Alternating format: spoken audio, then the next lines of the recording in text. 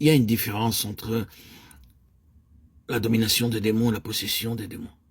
Cette différence peut être le salut de beaucoup, pourvu qu'elle soit reconnue à temps. C'est loin de notre pensée ou de notre intention de faire supposer parce que nous disons que tous les hommes par nature soient possédés par des démons. Une alliance n'est pas une possession, elle n'est pas nécessairement une domination dans le plein sens du mot. Il n'existe pas de nation alliée qui serait d'accord avec cela. Une simple alliance pour nous arrêter à la possession.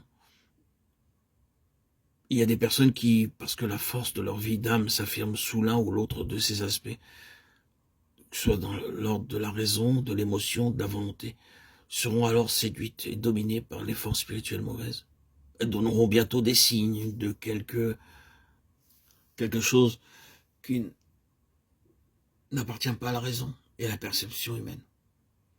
Elles manifesteront une puissance d'esprit étrange en donnant toutes sortes d'interprétations, d'explications. Il sera souvent impossible de les réfuter dans les lignes ordinaires du raisonnement. Mais naturellement, cette intensité d'esprit supporte toujours leur propre chemin.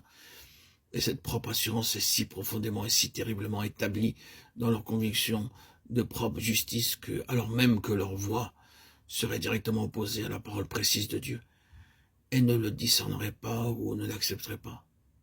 D'autres symptômes se manifesteront aussi dans leur regard, leur conduite et leur voix. Nous avons ici la domination.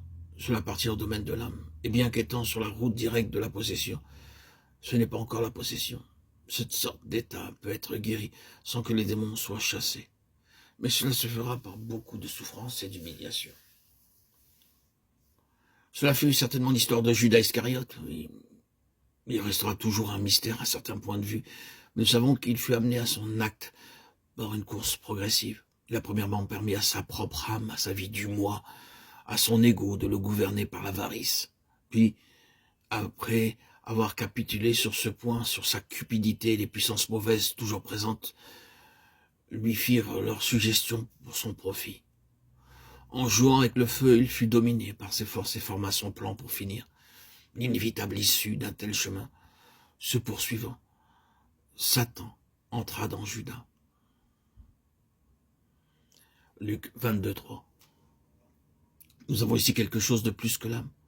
Un esprit mauvais peut s'allier à une âme, mais il peut posséder un esprit égal à égal. C'est la méchanceté spirituelle.